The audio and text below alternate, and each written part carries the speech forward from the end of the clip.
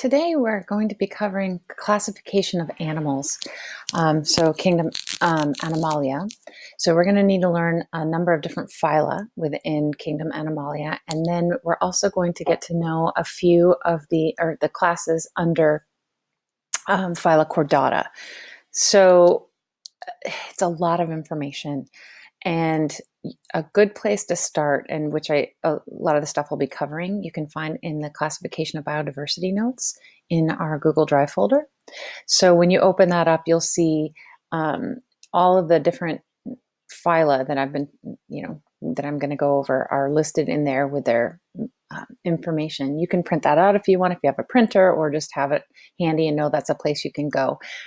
Those notes, of course, cover the plants and then the basics of classification that I had covered in previous videos. Okay, so let's get started on the animal phyla. So there's quite a few that we need to get to know. We have to know Porifera, Cnidaria, Platyhelminthes, annelids, mollusks, arthropods, and chordates. So you have to be able to recognize the major features. I'm going to have lists here that are probably a little longer than you necessarily need to know, but there are some that, some important characteristics that you should be able to label all of these with and name one or two defining characteristics of each of these. So one of the things I'll be talking about is symmetry.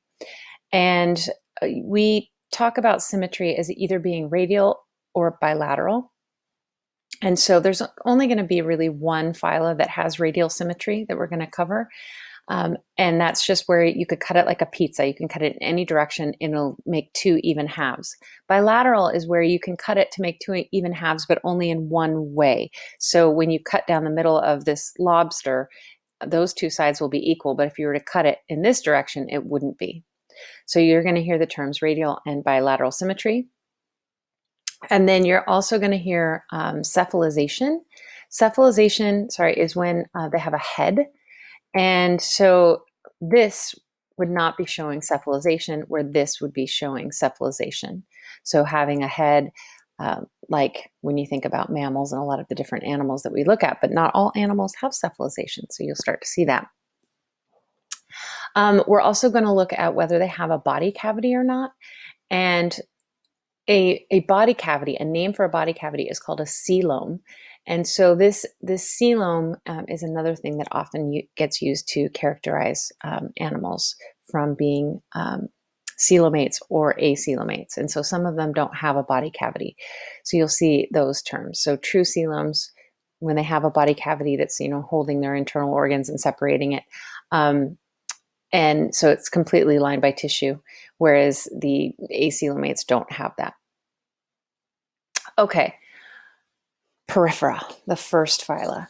So the Porifera don't have true tissues. They're kind of a loose collection of cells that are pretty well organized, but not organized in a tissue fashion. And they don't really have a set symmetry. Some of them you'll see, this is a sponge, have a little bit of, radial symmetry, but in general, not having true tissues, we don't give them that classification.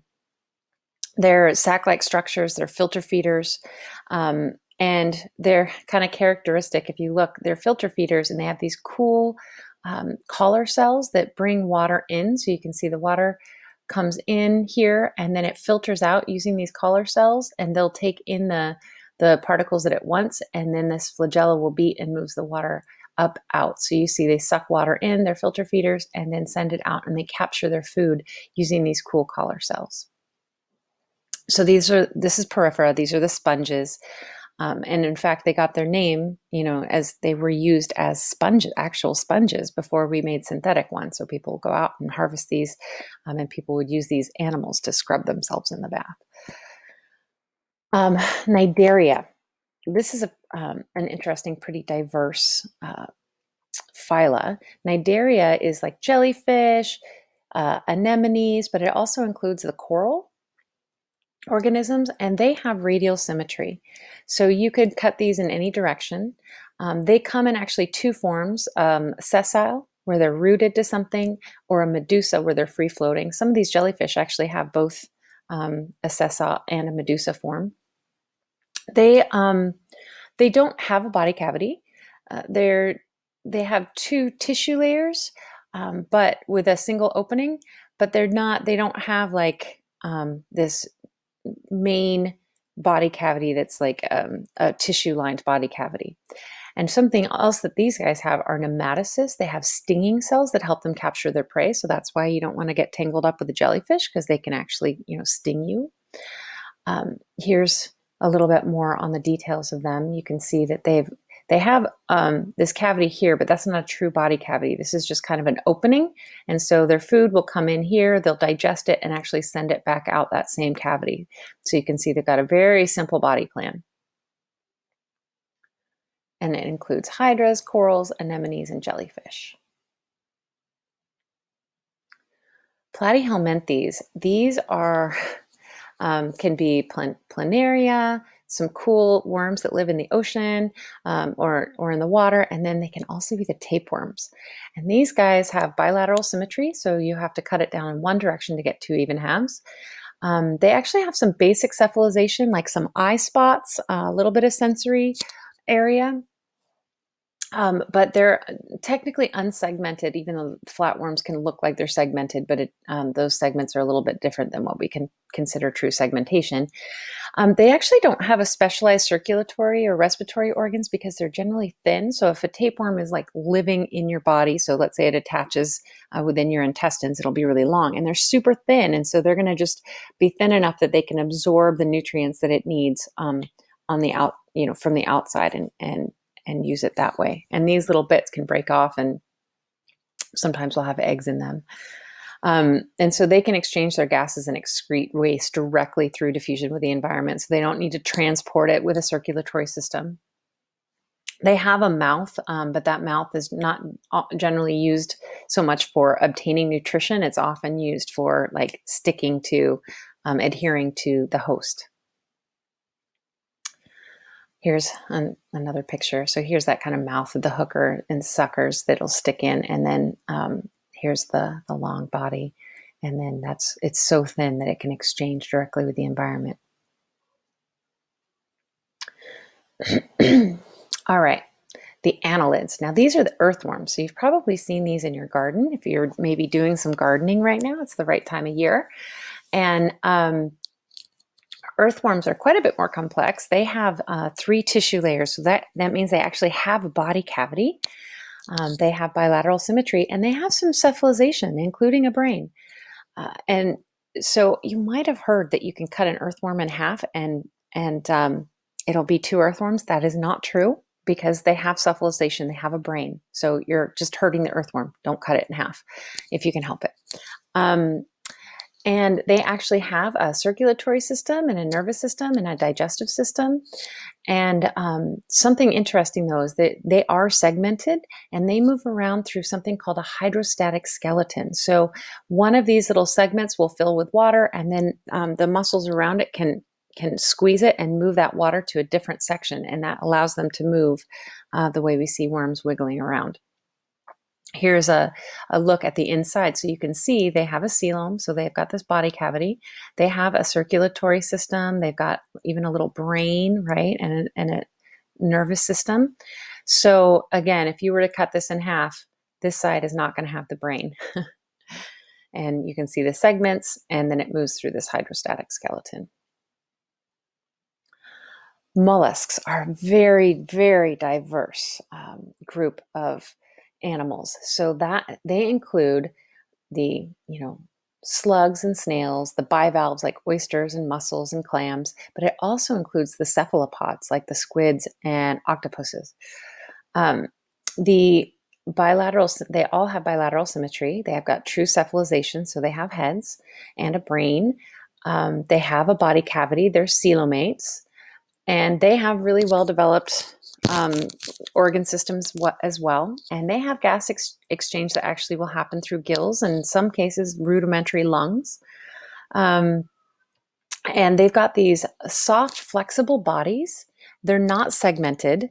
And they have this interesting little hump of a layer on them called the mantle, like a tissue layer over this hump called a mantle that will secrete a shell.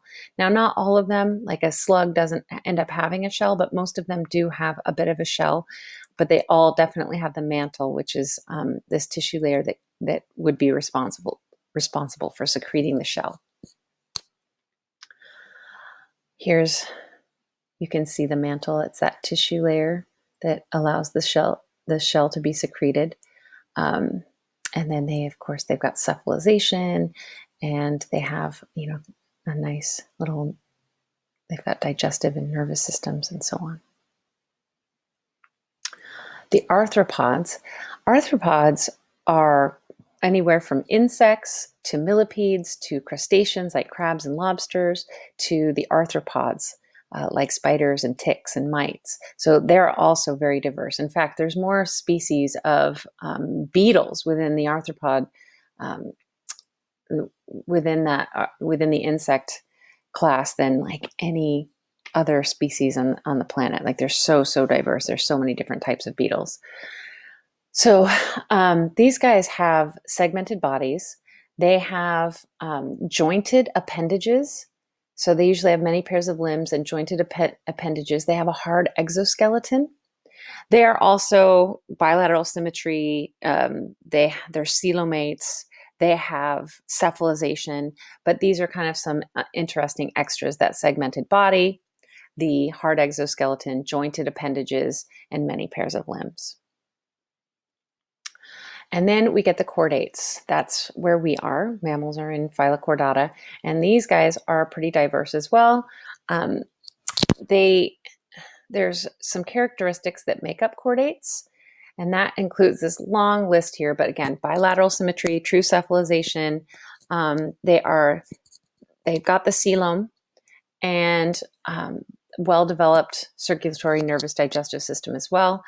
Our circulatory system is closed, so we have like a closed circuit of our blood running through it, whereas like the insects and other things kind of have this open circulatory system where the blood kind of mingles around the organs and doesn't go through vessels all the time. There's gas exchange through lungs, mouth, anus, and so on. The key characteristics are a notochord, a dorsal nerve cord, pharyngeal slits, and a postanal tail. So they're not always present all the time. Like we don't have pharyngeal slits anymore, but you're going to see, or a postanal tail, but you'll see in development, all chordates have that. So here's a picture of a rudimentary one. So there's a dorsal hollow nerve cord. There's a notochord. This is going to be like the spine and nerve cord. And then, of course, then there's these pharyngeal slits, which could be turned into gills in fish. For us, it's just, when we're embryonic, we have these gill slits, and we actually have this postanal tail when we're early embryos, but we tend to lose it. But most chordates do not lose their tails. So these four characteristics are obligate characteristics of the chordates. Now, we get to know these 5 phyla in the chordate, or these 5 classes in Phyla Chordata: fish, amphibians, reptiles, birds, and mammals. So fish, these are obligate in the water. They have external fertilization. So their eggs do not have a shell. So the female will lay her eggs, and the male will come over and secrete the sperm over the eggs, and that's how they fertilize each other, is outside of their bodies. They have scales. They have gills. That's how they exchange. Their gas exchange is with gills. And then they have fins rather than limbs.